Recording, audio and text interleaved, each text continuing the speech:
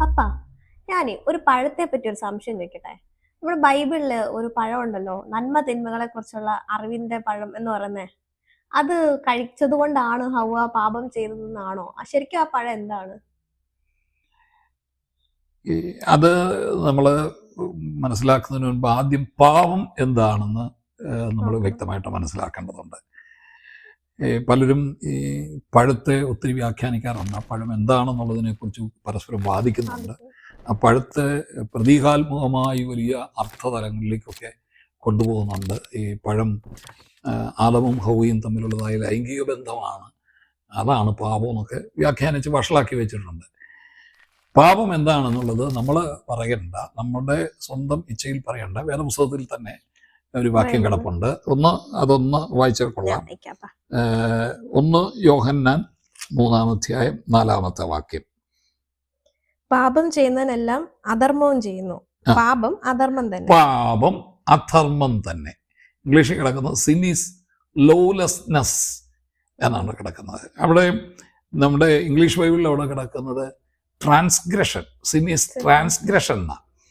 സത്യത്തിൽ ആ പദം തന്നെ വളരെ രസമാണ്. ട്രാൻസ്ഗ്രഷൻ എന്നുള്ളത് ഒരു ലത്തീൻ വാക്കിൽ നിന്ന് വന്നതാണ്. 2 ലത്തീൻ പദങ്ങൾ ചേർന്നാണ് ഈ ട്രാൻസ്ഗ്രഷൻ. ട്രാൻസ് എന്ന പദത്തിന് ലാറ്റിൻ ഭാഷയിൽ ഓവർ. ഗ്രേഡി, രണ്ടാമത് ഗ്രേഡി, അതാണ് ഈ ഗ്രഷൻ എന്ന് പറഞ്ഞത്. ഗ്രേഡി എന്ന് പറഞ്ഞാൽ ടു സ്റ്റെപ്പ്, ചുവട് വയ്ക്കുക. അപ്പൊ ഇത് രണ്ടോട് നമ്മൾ ചേർത്ത് വെച്ച് കഴിഞ്ഞാൽ ടു സ്റ്റെപ്പ് ഓവർ, അതായത് മറികടന്നു പോകുക എന്നൊക്കെ പറയാം. അത് തന്നെയാണ് പാപം എന്ന് പറയുന്നത്. അവിടെ ഉപയോഗിച്ചിരിക്കുന്ന ഗ്രീക്ക് ഭാഷ അനോമിയ എന്നാണ്. അനോമിയ എന്ന് പറഞ്ഞാൽ മറികടന്ന് പോവുക, പരിധി വിട്ടു പോവുക. ഇപ്പം ദൈവം മനുഷ്യന് ഒരു പ്രമാണം വെച്ചിട്ടുണ്ട് നമ്മുടെ ജീവിതത്തിൽ.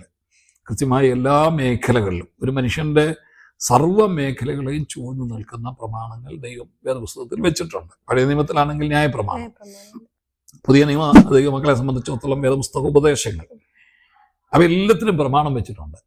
ആ പ്രമാണങ്ങളെ നമ്മൾ കൂട്ടാക്കാതെ അതിനെ മറികടന്നു പോകുന്നതാണ് പാപം. ഇത് തന്നെയാണ് ഉൽപ്പത്തി പുസ്തകത്തിൽ ഏദൻ തോട്ടത്തിലും നടന്നത്. അതായത് അന്ന് ദൈവം മനുഷ്യനെ ഏദൻ തോട്ടത്തിലാക്കി വെച്ചപ്പോൾ തന്നെ വ്യക്തമായൊരു കൽപ്പന കൊടുത്തിരുന്നു. അപ്പൊ കൽപ്പനാ ലംഘനം, ഒരു കൽപ്പന കൊടുത്തിരുന്നു. അത് നമുക്ക് ഉൽപ്പത്തി പുസ്തകം നടത്തിയ ഉൽപ്പത്തി പുസ്തകം 2-ാം അധ്യായത്തിന്റെ 16-ാമത്തെ വാക്യത്തിൽ ദൈവം കൊടുത്തിരിക്കുന്ന കൽപ്പനയെ കുറിച്ച് പറഞ്ഞിട്ടുണ്ട്. അതാണ് വേദപുസ്തകത്തിൽ ആദ്യം കൽപ്പന എന്നുള്ള പദം അവിടെ ഉപയോഗിച്ചിരിക്കുന്നത്. അതാണ്, ഒന്ന് വായിച്ചത്. യഹോവയായ ദൈവം മനുഷ്യനോട് കൽപ്പിച്ചത് എന്തെന്നാൽ എന്നിട്ടാണ് കൊടുത്തിരിക്കുന്നത്, തോട്ടത്തിലെ സകല വൃക്ഷങ്ങളുടെയും ഫലം നിനക്ക് ഇഷ്ടം പോലെ തിന്നാം, എന്നാൽ നന്മ തിന്മകളെ കുറിച്ചുള്ള അറിവിന്റെ വൃക്ഷത്തിൻ ഫലം തിന്നരുത്, തിന്നുന്ന നാളിൽ നീ മരിക്കും. ഇതാണ് കൽപ്പന എന്നുള്ള പദം പോലും വേദപുസ്തകത്തിൽ ആദ്യം വരുന്നത്. എബ്രായ ഭാഷയിൽ സവ എന്നൊരു പദമാണ് കൽപ്പന. പക്ഷെ നമ്മുടെ മലയാളം ബൈബിളിൽ ഇതിനു മുൻപ് ഈ 1-ാം അധ്യായത്തിൽ ഒരു പദം അവിടെ കിടപ്പുണ്ട്, കൽപ്പിച്ചു എന്നും പറഞ്ഞ് എഴുതിയിട്ടുണ്ട്. സത്യത്തിൽ അത് കൽപ്പിച്ചു എന്നല്ല. 1-ാം അധ്യായത്തിന്റെ 19-ാമത്തെ വാക്യത്തിൽ കൽപ്പിച്ചു എന്ന് എഴുതിയിരിക്കുന്ന ഒരു പദം മലയാളത്തിൽ കിടപ്പുണ്ട്. പക്ഷേ അത് എബ്രായ ഭാഷയിൽ സവ എന്നല്ല, പറഞ്ഞു എന്നും മാത്രമേ ഉള്ളൂ. പറഞ്ഞു, അമർ എന്നാണ് എബ്രായ ഭാഷയിൽ. പക്ഷെ ഇത് മലയാളത്തില് പാടെയെല്ലാം ട്രാൻസ്ലേറ്റ് ചെയ്തപ്പോൾ വന്ന അപാകതയാണ്. അപ്പൊ കൽപ്പിച്ചു എന്ന് ദൈവം ആദ്യം മനുഷ്യന് മുൻപിൽ ഒരു കൽപ്പന വെക്കുകയാണ്, നീ അത് തിന്നരുത്. അപ്പൊ തോട്ടത്തിലുള്ള സർവ്വവൃക്ഷങ്ങളുടെയും ഫലം നിനക്ക് ഇഷ്ടം പോലെ തിന്നാമെന്ന. അത് രസം എന്താണെന്ന് ചോദിച്ചാൽ ഈ എബ്രായ ഭാഷയുടെ ഒരു സൗന്ദര്യമുണ്ട്, ഒരു പ്രത്യേക ഫ്രേസ് ഉണ്ട്. ഇഷ്ടം പോലെ തിന്നാമെന്നല്ല അവിടെ കിടത്തിരിക്കുന്നത്, 2 പ്രാവശ്യം നിനക്ക് തിന്നാവുന്നിടത്തോളം തിന്നാമെന്ന. അതായത് അവിടെ 2 പ്രാവശ്യം തിന്നുക എന്നുള്ള പദത്തിന് ഊന്നൽ കൊടുത്ത് 2 പ്രാവശ്യം അവിടെ ഉപയോഗിച്ചിരിക്കുക. അത് എബ്രായന്റെ ഒരു ശൈലിയാണ്. അപ്പൊ നിനക്ക് തിന്നാവുന്നിടത്തോളം തിന്നാം, ഇഷ്ടം പോലെ തിന്നാം. പക്ഷെ ദൈവം ഒരു കൽപ്പന വയ്ക്കുകയാണ്, തോട്ടത്തിന്റെ നടുവിൽ നിൽക്കുന്ന വൃക്ഷത്തിന്റെ ഫലം തിന്നരുത്. അത് കൽപ്പനയാണ്. അപ്പം ഹൗവ ചെയ്ത തെറ്റെന്ന് പറയുന്നത് ആ പഴം എന്താണെന്നുള്ളതല്ല, അത് നന്മ തിന്മകളെ കുറിച്ചുള്ള അറിവിന്റെ വൃക്ഷത്തിന്റെ ഫലമാണ്. അതിനകത്ത് ഉൽപ്പത്തി പുസ്തകത്തിൽ അത് സിംബോളിക്കായി പലരും അതിനെ ചിത്രീകരിക്കുന്നുണ്ട്. അത് സിംബോളിക്കാണ്. അപ്പം ആ നന്മ തിന്മകളെ കുറിച്ചുള്ള അറിവിൻ്റെ. പക്ഷേ ഉൽപ്പത്തി പുസ്തകം നമ്മുടെ ഈ സൃഷ്ടി വൃത്താന്തം പറയുന്ന ഭാഗത്ത് ഒരിടത്തും ഒരു കാര്യവും സിംബോളിക്കല്ല. പക്ഷെ ഒരു കാര്യം ചോദിച്ചിട്ട്, അപ്പൊ ഈ ഒരു ഇത് ദൈവം പറയുന്നത് ആദാമിനോടല്ലേ പറഞ്ഞത്? ആദമിനോടാ പറയുന്നത്. അപ്പൊ ആദമാണ് ഹവയോട് ഇത് പറഞ്ഞു. തീർച്ചയായിട്ടും അവർ പറയണമല്ലോ. തന്നല്ല, അതിന് മറ്റൊരു കാര്യം കൂടെ ഉണ്ട്. ഈ ദൈവം മനുഷ്യനെ സൃഷ്ടിക്കുമ്പോൾ, ആദമിനെയും ഹവ്വയെയും സൃഷ്ടിക്കുമ്പോഴത്തേക്ക് അവരെ യൗവനയുക്തരായിട്ട്, എന്ന് പറഞ്ഞാൽ അപ്പോൾ തന്നെ വിവാഹം കഴിക്കാവുന്ന പ്രായമല്ലേ. ഒരു ഭർത്താവും ഭാര്യയുമായിട്ട് സൃഷ്ടിയിൽ തന്നെ അവര് ജനിച്ചു. അതുകൊണ്ടാണല്ലോ സാധാരണ നമ്മൾ പറയുന്നത് പൊക്കൽക്കുഴിയില്ലാത്ത രണ്ടുപേരുണ്ടല്ലോ, അത് ഹവ്വയും എന്ന് പറയും. കാരണം അവർ യൗവനയുക്തരായിട്ടാണ് ദൈവം അവരെ സൃഷ്ടിച്ചത്. അപ്പൊ അതുകൊണ്ടൊരു കുഴപ്പം എന്താണെന്ന് ചോദിച്ചാൽ, ശരീരത്തിന് വളർച്ചയുണ്ടെങ്കിലും ആത്മീയമായോ മാനസികമായോ വളർച്ചയിൽ എത്തിയിട്ടില്ല. കാരണം യൗവനത്തിലാണ്. അതുകൊണ്ടാണ് ദൈവം വെയിലാറുന്ന സമയങ്ങളിൽ തോട്ടത്തിൽ നടക്കുന്നെന്ന് പറഞ്ഞാൽ, ദൈവം മനുഷ്യനെ സൃഷ്ടിച്ചത് തന്നെ മനുഷ്യനുമായിട്ടുള്ള ഒരു കൂട്ടായ്മ ബന്ധത്തിലാണെന്ന് നമ്മൾ കേട്ടിട്ടുണ്ട്. അപ്പോൾ ദൈവം തോട്ടത്തിൽ ഇറങ്ങി വരും വെയിലാറുന്ന സമയങ്ങൾ എന്ന് പറഞ്ഞാൽ, സന്ധ്യയ്ക്ക് കാറ്റ് വീശുന്ന സമയങ്ങൾ. കാറ്റെന്ന് പറഞ്ഞാൽ ചെല്ലക്കാറ്റ് വീശുന്ന, ഇളം കാറ്റ് വീശുന്ന സമയങ്ങളിൽ നിന്ന് ആ സമയത്ത് ദൈവം ഇറങ്ങി വന്നിട്ട് ആദമും ഹവ്വയുമായിട്ട് സംസാരിക്കുന്ന എന്താന്ന് ചോദിച്ചാൽ, ദൈവത്തിന് അവരോട് പറയാനുള്ള നിരവധി സന്ദേശങ്ങൾ. ഒരർത്ഥത്തിൽ അത് കേട്ട് ദൈവം നേരിട്ട് സംസാരിക്കുന്നത് കേട്ട്, അഥവാ ദൈവത്തിന്റെ വചനത്തിൽ അവർ വളർന്നു വരണം. ദൈവം പറയുന്നതാണല്ലോ ദൈവത്തിന്റെ വചനം. അതിലിവര് വളർന്ന് ആത്മീയമായും മാനസികമായും പ്രായപൂർത്തിയിലെത്തണം. അപ്പൊ ശരീരം മാത്രം പ്രായപൂർത്തിയിലെത്തിയാൽ പോരാ. ഇത് ഒറ്റ നിമിഷം കൊണ്ട് ദൈവത്തിനൊരു മന്ത്രശക്തി പോലെ അവനെ പൂർണ്ണ വളർച്ചയിലേക്ക് എത്താൻ പറ്റുകയില്ല. കാരണം അതിന് സമയമുണ്ട്. അത് നമ്മൾ യേശുവിനെ കുറിച്ച് പഠിക്കുമ്പോഴത്തേക്ക്, യേശു കർത്താവിനെ കുറിച്ച് പഠിക്കുമ്പോഴും അവന് ജ്ഞാനത്തിൽ വളർന്നു, ആത്മാവിൽ ബലപ്പെട്ടു എന്നൊക്കെ നമ്മൾ വായിക്കുന്നില്ലേ. അപ്പൊ അതിനൊരു സമയമുണ്ട്, അതിനൊരു കാലമുണ്ട്. അപ്പൊ ആദമിനും ഹവ്വയോടും എന്തുകൊണ്ടാണ് ഈ നന്മതിന്മകളെ കുറിച്ചുള്ള അറിവിന്റെ വൃക്ഷത്തിന്റെ ഫലം തിന്നരുത് എന്നൊക്കെ പറഞ്ഞു കൊടുക്കാനാ ദൈവം ഈ തോട്ടത്തിൽ വരുന്നത്. പക്ഷെ അത് കേട്ട് പഠിക്കാൻ ആദാമും ഹവ്വയും തയ്യാറാകുന്നില്ല. ഈ പാമ്പിന്റെ അവിടെ സർപ്പം എന്ന് പറഞ്ഞിരിക്കുന്ന പദം തന്നെ കൗശലക്കാരൻ തന്നെയാണ്. അത് നമ്മൾ അവിടെ അവൻ കൗശലക്കാരനായിരുന്ന, അത് ഈ സർപ്പം എന്നുള്ള എബ്രായ പദത്തിന്റെ അർത്ഥം ഉണ്ടല്ലോ, ഈ മന്ത്രശക്തി ചെയ്യുക,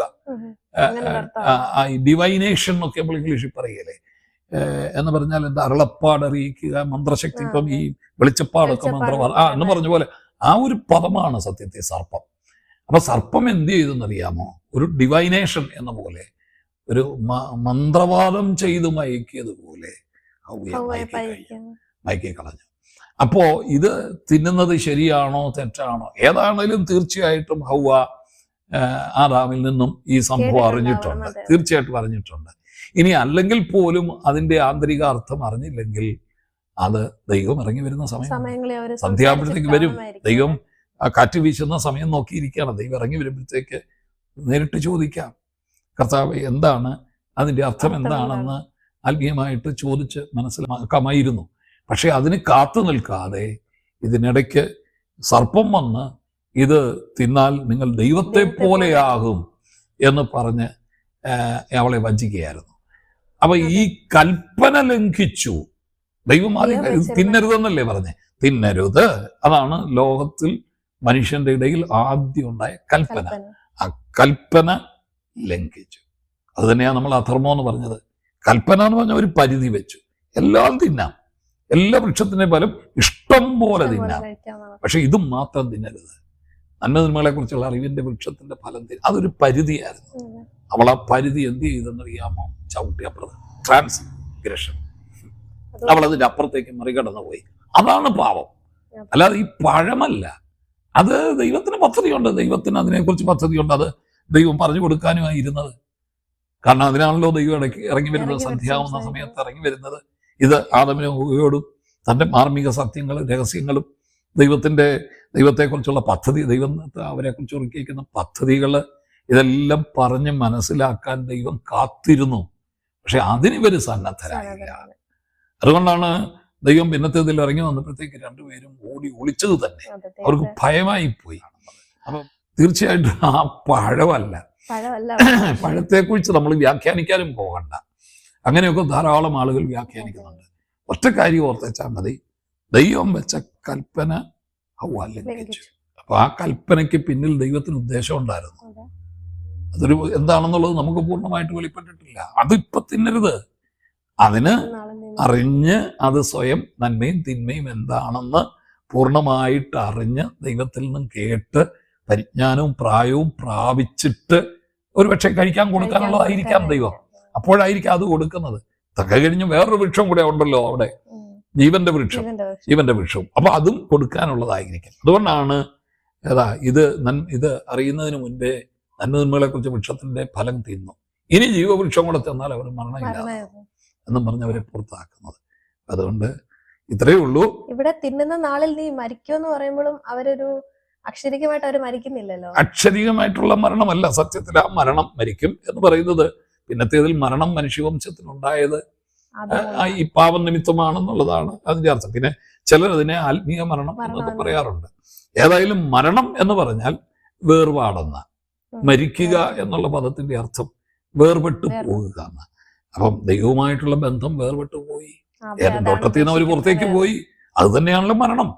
അപ്പൊ അത് തന്നെയാ മരണം. അപ്പോ ദൈവത്തിൽ നിന്നുള്ള ബന്ധം, ഇത് മറ്റേത് നിമിഷം പ്രതി ദൈവവുമായിട്ടുള്ള കൂട്ടായ്മ അനുഭവിച്ചുകൊണ്ടിരുന്നവര് പിന്നെ തോട്ടത്തിന് തന്നെ പുറത്തായിപ്പോയി. അപ്പൊ ആ മരണം അത് തന്നെയാണ് സംഭവിച്ചത്. അവിടെ വെച്ച് മരണം തുടങ്ങി, അവരുടെ മനുഷ്യന്റെ മരണം തുടങ്ങി.